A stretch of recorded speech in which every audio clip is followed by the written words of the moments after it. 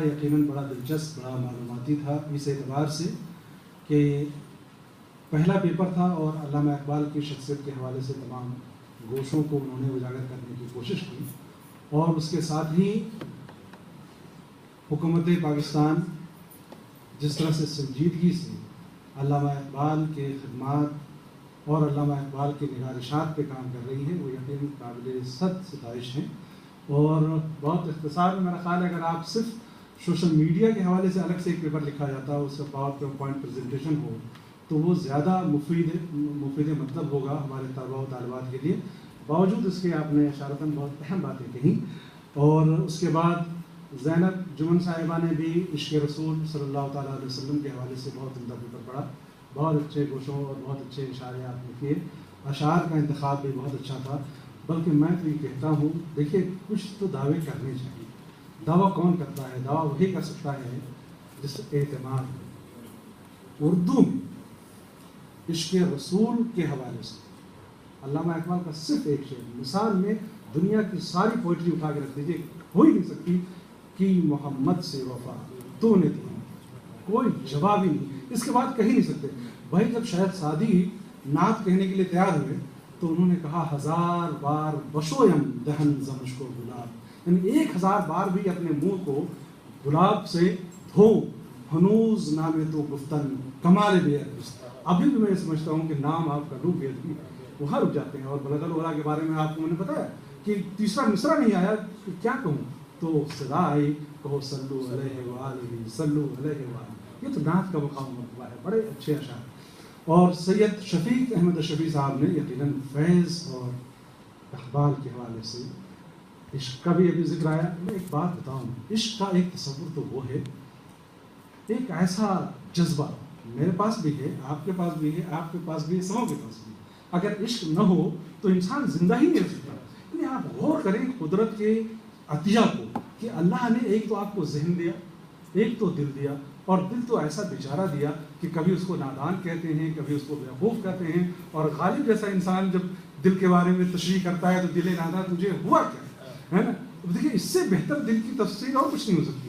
یا اگر آپ فلمی گانوں میں سنتے ہیں یہ دل تو ہے اپنا ہمارا کہہ دیا دل کو، یعنی دل پر آپ کا اعتبار نہیں ہے، اختیار نہیں ہے، اور یہی دل کی خوبی ہے کہ دل آپ کے اختیار میں نہ ہو۔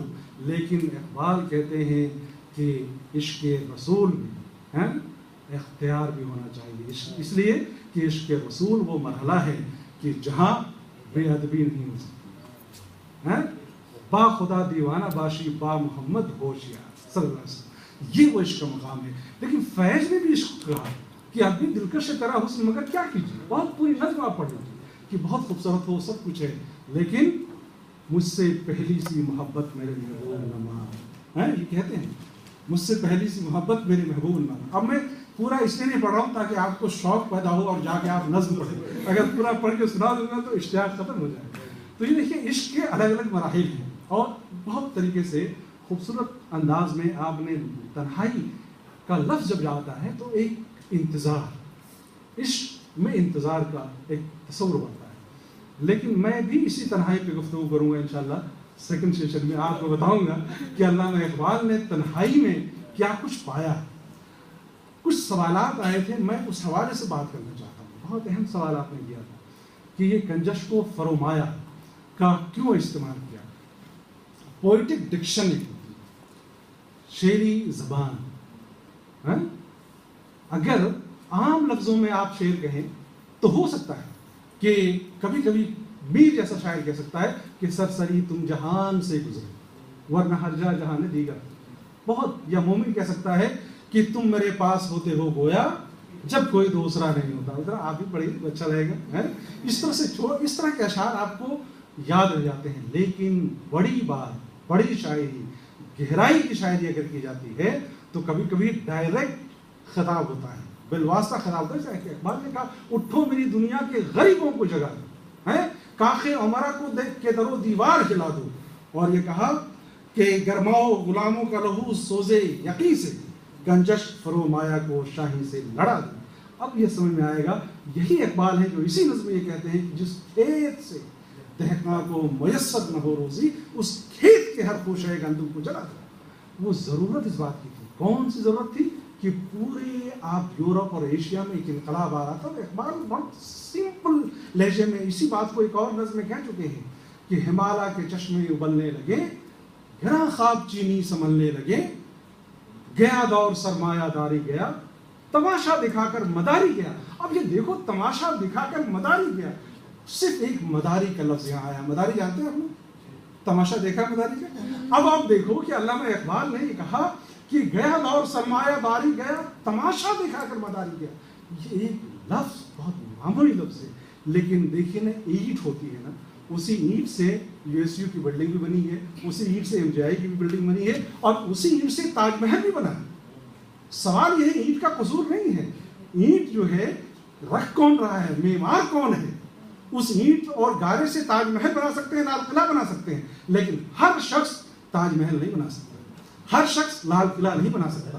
اسی طریقے سے شاعری میں ہر شخص مداری کو اس سے بہتر پوری اردو شاعری میں آپ دیکھ لیجیے، آپ استعمال ہوا ہی نہیں. تو یہ کنجش کو فرمایا. دیکھیے ہوتا ہے کہ تضاد، کانٹراسٹ. اکثر ہم کپڑے پہنتے ہیں تو 2 کلر کا تاکہ کانٹراسٹ نظر آئے، اور یہ کانٹراسٹ جو زمانے کا کانٹراسٹ ہے یہ اللہ نے پیدا کیا ہے. اور وہ کنٹراسٹ کون سا ہے؟ صبح کا ہے، شام کا ہے، دن کا ہے، رات کا ہے. اور اسی کو علامہ اقبال نے تارے حریرے دورنگ کہا کہ عشق کے مضراب سے تارے حریرے دورنگ. اور یہ صبح اور شام کو عشق سے تعبیر کیا.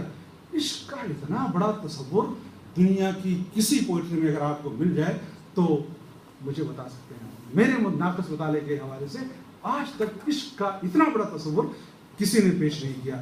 تو یہ کنجش اور فرومایا ہوتا کیا ہے کہ ہر کے تنگ آمد بجنگ آمد. فارسی کا ایک محاورہ ہے کہ انسان جب تنگ ہو جاتا ہے تو جنگ پہ آمادہ ہو جاتا ہے.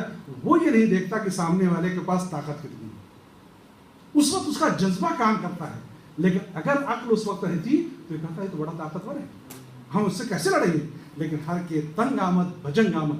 اخبار کے حوالے سے 1-2 جملے ہمارے پیپر پریزنٹیشن میں بھی بات کہی کہ مسلمانوں کے حوالے سے کام. میں ایک بات بتانا چاہتا ہوں. دیکھیے دیواریں کیوں کھڑی کریں؟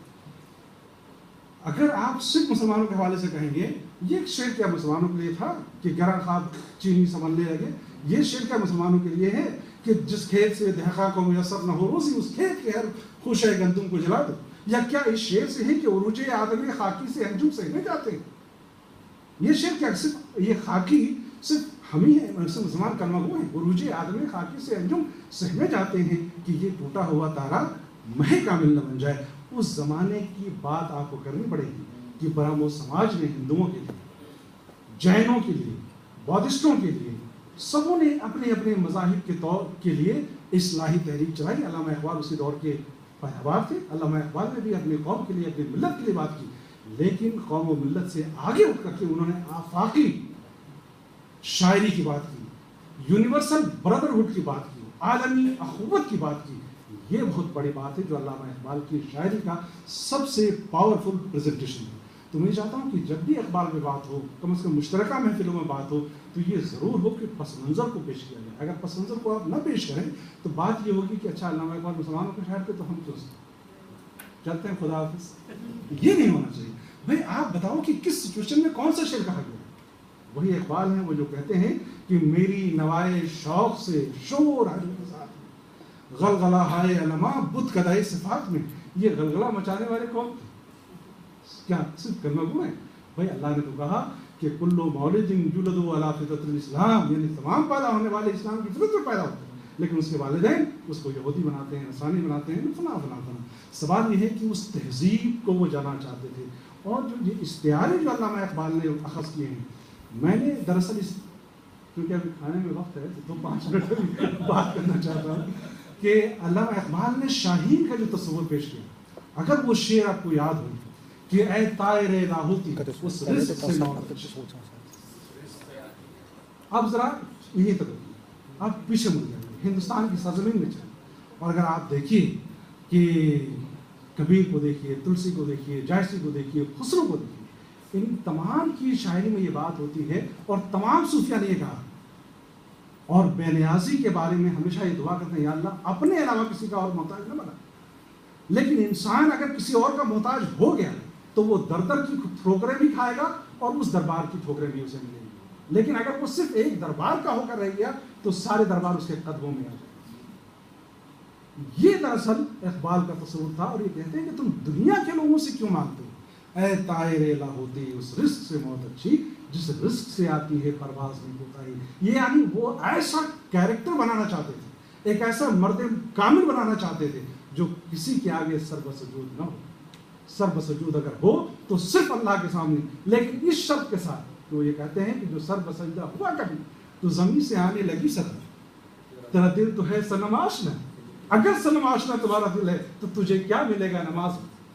یہ دراصل علامہ اقبال چاہتے ہیں کہ اگر تم سر بسجدہ ہو تو اس سر بسجدہ ہونے میں صرف تصور اور تصور اور تصور اللہ وحدہ لا شریک ہو. ورنہ اقبال ایک ایسے آئیڈیل انسان کو بنانا چاہتے ہیں. اقبال کو آپ ان ٹوٹلٹی پڑھیے, مجموعی طور پر پڑھیے. اگر اقبال کو آپ نے کہیں کہیں سے چھانٹ کر کے پڑھنا شروع کیا تو گمراہی کا سبب بنے گا اور ناانصافی کا سبب بنے گا کہ آپ اقبال سے انصاف نہیں کر سکتے. لیکن بہت اچھا سیشن رہا, آپ کا پارٹیسپیشن بھی بہت اچھا رہا ہے. میں مبارکباد پیش کرتا ہوں تینوں پریزنٹر کو, جناب فہیم ارشد صاحب کو, جناب سید شفیق احمد اشرفی صاحب کو, اور محترمہ زینب جمن صاحبہ ان نصف الجمیل, آپ کو بھی بہت بہت شکریہ. خدا حافظ.